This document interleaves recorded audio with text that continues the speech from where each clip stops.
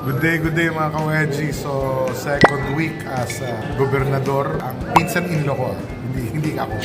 Okay? Kaya tayo dito sa, nasa Batangas City kayo, punta kayo ng Appleville pa. Ano yan? Appleville. Okay, malapit lang to sa Kapitolyo. Ang sarap ng crab fuyong nila. Ang sarap no. Ito, masarap to. Ano tawag dito, miss?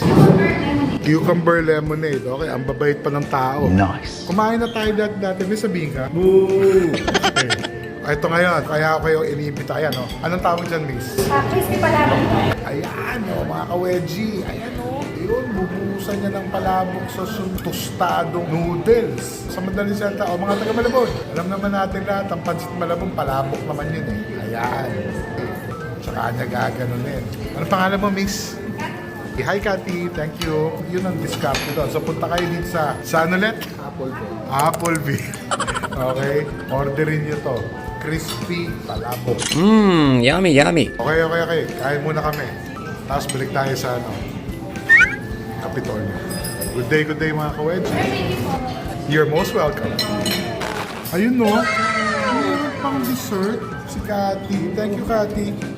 Churros. May batirol pa. Ayun no. Yun ang tawag doon mga ka-wedgie. Batirol.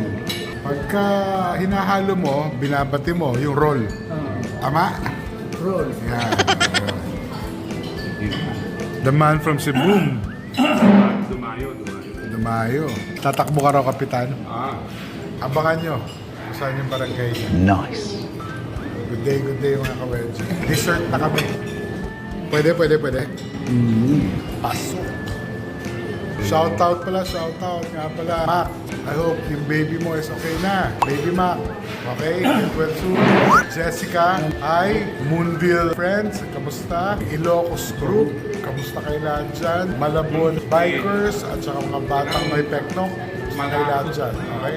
From Batangas, magandang tanghali sa inyo lahat.